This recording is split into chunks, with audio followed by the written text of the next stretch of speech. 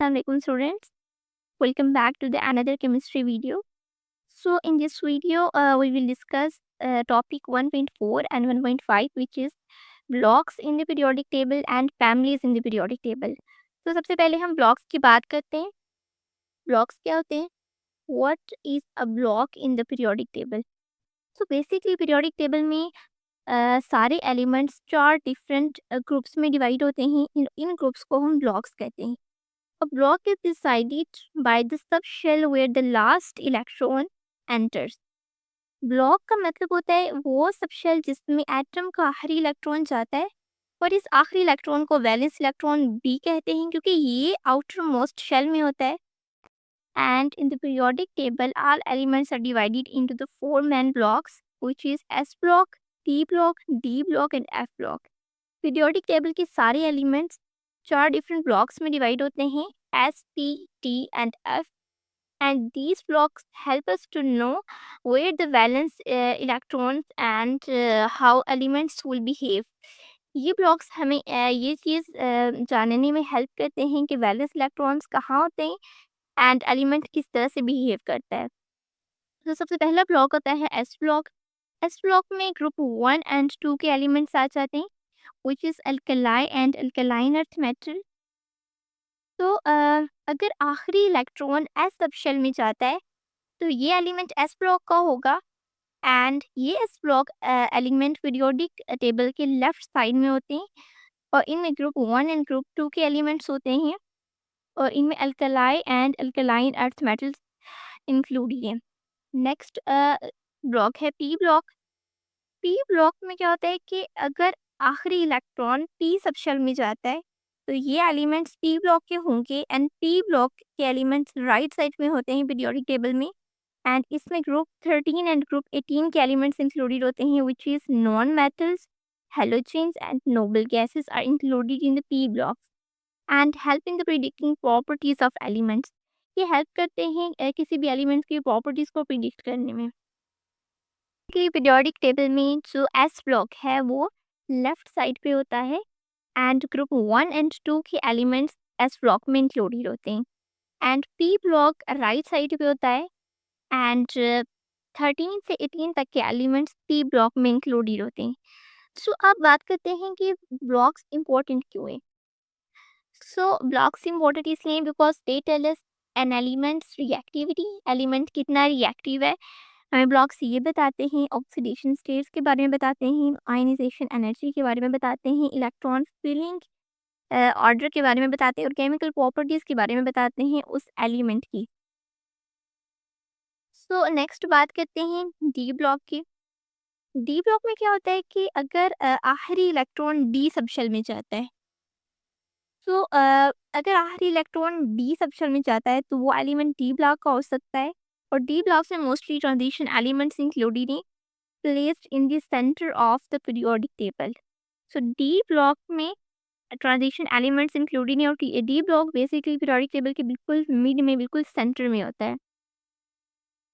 And they often formed color compounds and show variable oxidation states. D block colour compound बनाते हैं और variable oxidation states show करते हैं. Next आते हैं F ब्लॉक पे. अगर आखिरी इलेक्ट्रॉन F सबशेल में जाता है तो वो एलिमेंट एफ ब्लॉक का हो सकता है, और एफ ब्लॉक्स में लेंथेनाइड्स एंड एक्टिनाइड्स इंक्लूडेड है. यूजली ये सेपरेट रो में, बिल्कुल पीरियोडिक टेबल के मिड में 2 सेपरेट रो की फॉर्म में प्लेस होते हैं, बिल्कुल बॉटम में. तो डी ब्लॉक में ट्रांजिशन एलिमेंट्स आ जाते हैं, ट्रांजिशन मेटल्स आ जाते हैं, एंड एफ ब्लॉक में लेंथेनाइड्स एंड एक्टिनाइड्स आ जाते हैं, which are rare earth metal. Okay, किसी एलिमेंट का ब्लॉक बहुत इंपॉर्टेंट होता है क्योंकि ये उसकी रिएक्टिविटी को बताता है, उसकी ऑक्सीडेशन स्टेट को, उसकी आयनाइजेशन एनर्जी को, उसका इलेक्ट्रॉन फिलिंग ऑर्डर और उसकी केमिकल प्रॉपर्टीज़, ये सारी चीज़ें एक ब्लॉक बताता है. सो इसलिए ब्लॉक का पता होना साइंटिस्ट को बहुत हेल्प करता है किसी भी एलिमेंट का बिहेवियर और उसका केमिकल रिएक्शन कैसा होगा. नेक्स्ट हम मूव करते हैं फैमिलीज़ में. सो पीरियोडिक टेबल में 6 डिफरेंट फैमिलीज़ हैं. सो बेसिकली फैमिली होती क्या है एक पीरियोडिक टेबल के अंदर. पीरियोडिक टेबल के एलिमेंट को फैमिलीज भी कहा जा सकता है. जो फैमिलीज का मतलब होता है एक ग्रुप के एलिमेंट जो केमिकली और फिजिकली सेम हो, यानी कि फिजिकल और केमिकली एक जैसे हों, सेम प्रॉपर्टीज शो करते हों। A family is a group of element in the periodic table that share similar chemical and physical properties. यानी कि पीरियोडिक टेबल के अंदर एक ऐसा ग्रुप, एलिमेंट्स का एक ऐसा ग्रुप जो कि सेम केमिकल और फिजिकल प्रॉपर्टीज शो करे। So that is family. Family are usually vertical groups in the periodic table. Families usually vertical column की form में होती हैं in the periodic table, and families make it easy to study elements because member have almost alike.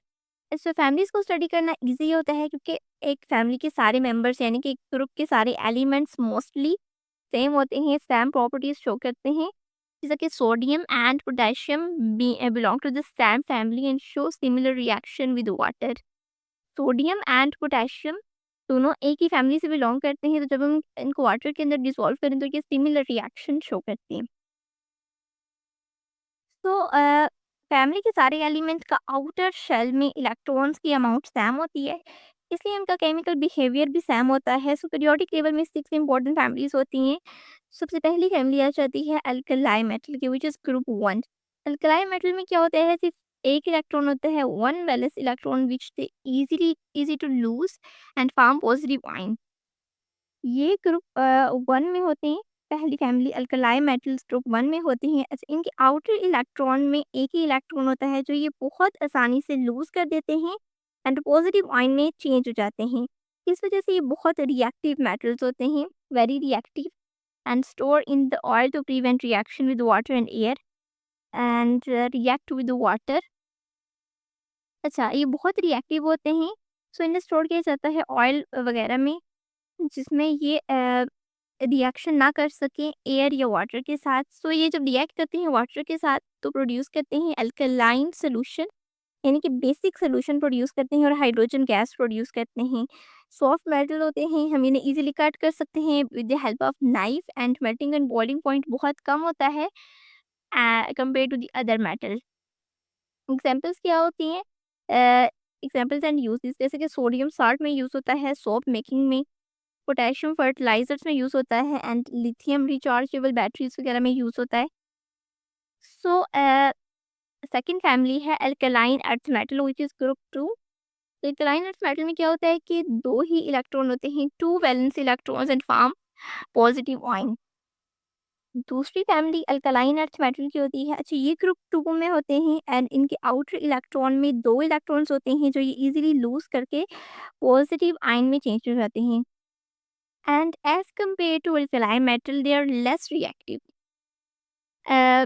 Alkali metal से ये less reactive होते हैं, लेकिन ये स्टिल रिएक्टिव होते हैं।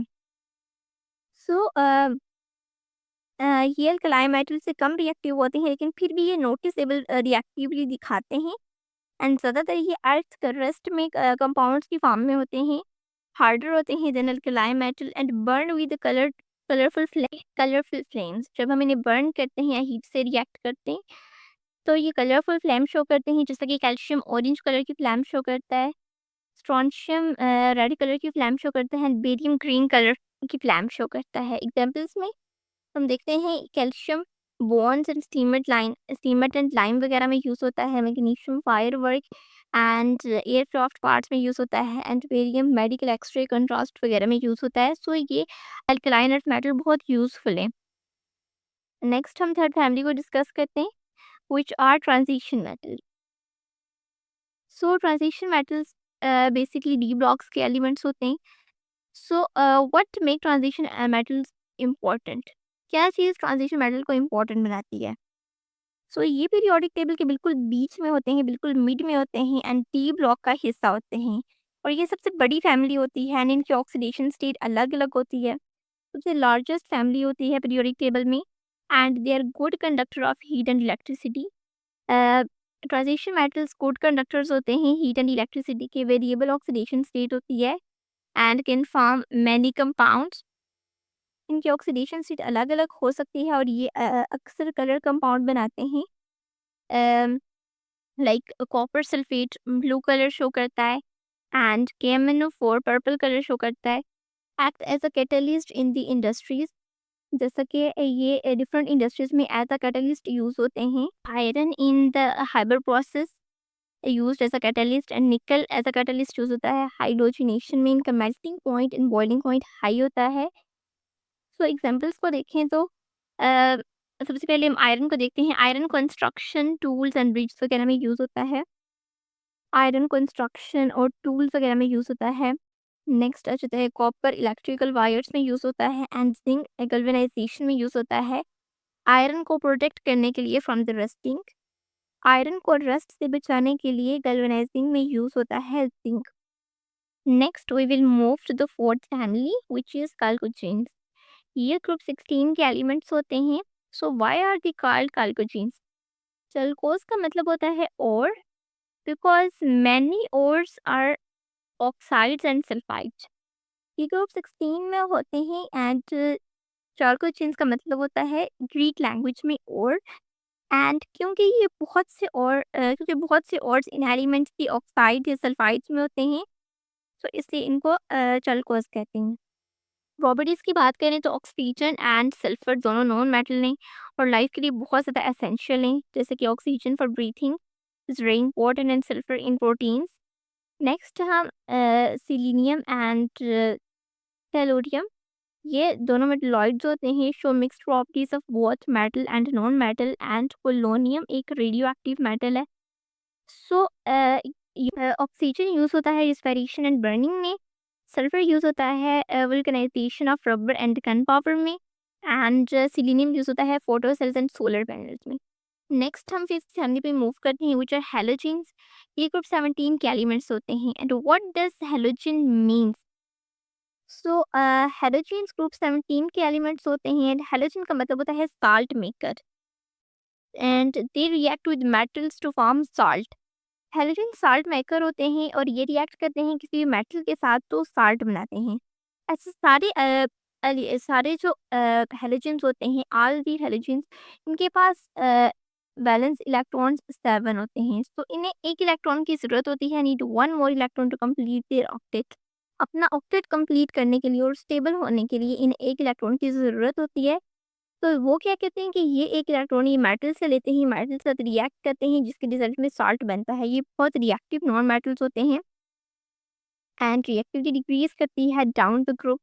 बहुत ज़्यादा रिएक्टिव होते हैं, बहुत ज़्यादा रिएक्टिव नॉन मेटल होते हैं and down the group decrease करते हैं, एक्सिस्ट करते हैं डायटोमिक के फॉर्म में। डायटोमिक फॉर्म में स्टेबल होते हैं एंड पॉइजनस एंड डेंजरस होते हैं in the pure form. Next हम यूजेस देखते हैं। Examples of halogens. So fluorine Teflon coating and toothpaste वगैरह में यूज़ होता है। Chlorine disinfectant bleaching powder and PVC plastic वगैरह में यूज़ होता है। ब्रोमीन फोटोग्राफी एंड प्लांट्स में यूज़ होता है and iodine antiseptic and thyroid होता है। नेक्स्ट हम लास्ट फैमिली पे आते हैं व्हिच आर नोबल गैसेस और ये ग्रुप 18 के एलिमेंट्स होते हैं। So why are noble gases unreactive? Noble gases unreactive क्यों होती हैं? तो नोबल गैसेस ग्रुप 18 के एलिमेंट्स होते हैं एंड इनको इनर्ट गैस भी कहते हैं क्योंकि ये इजीली रिएक्ट नहीं करती। ये रिएक्ट क्यों नहीं करती? क्योंकि ये स्टेबल होती हैं। इनका आउटर शेल कंप्लीट होता है, इनका ऑक्टेट कंप्लीट होता है, सो इन्हें इलेक्ट्रॉन लूज या गैन करने की ज़रूरत नहीं होती और ये स्टेबल कॉन्फ़िगरेशन में होते हैं, यानी कि स्टेबल होते हैं। ये इजीली अपना इलेक्ट्रॉन लूज या गैन या शेयर नहीं करती क्योंकि ये ऑलरेडी स्टेबल है, तो इन्हें मज़ीद स्टेबल होने की ज़रूरत ही नहीं है। प्रॉपर्टीज़ में ये कलरलेस होती हैं, ऑर्डरलेस गैसेस होती हैं, बॉइलिंग पॉइंट बहुत लो होता है, glow with electricity pass through use in the lamp and generally inert होती हैं, but xenon and krypton can form compounds under the special condition. So examples में आ जाता है हीलियम। हीलियम बैलून्स वगैरह में यूज़ होती है, deep sea diving and cooling in the nuclear reactors. Helium balloons और एयरशिप में यूज़ होता है। नेक्स्ट नियॉन, नियॉन लाइट्स में यूज़ होता है, एडवर्टाइजिंग साइंस। नियॉन लाइट्स में यूज़ होता है एंड आर्गन लाइट बल्ब्स में यूज़ होता है, welding and light bulbs. Krypton and xenon special lamps and lasers वगैरह में यूज़ होते हैं। सो यही था आज का लेक्चर। कोई भी आपकी क्वेरी हो तो आप मुझे बता सकते हैं। मिलते हैं नेक्स्ट वीडियो में, तब तक के लिए अल्लाह हाफ़िज़।